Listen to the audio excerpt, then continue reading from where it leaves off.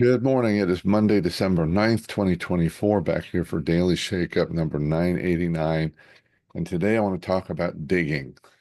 No, not really, but I want to use it as a concept or a construct to talk about a piece of leadership that we get lost in and we mess up.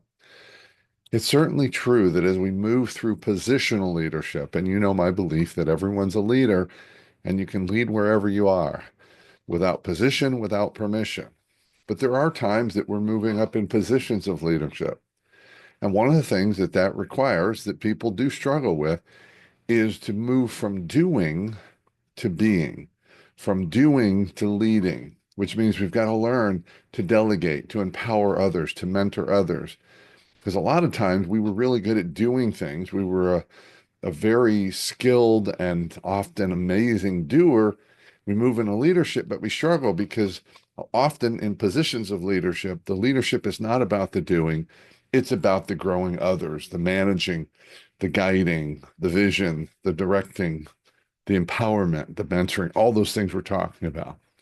But here's the thing I want us to embrace the and yes. Yes, it is true that leaders need to learn to delegate as they move up in positions of leadership.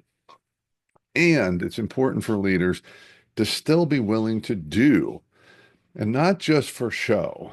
That's a real important thing. It has to be authentic when we're doing the doing. And the example is relates to digging.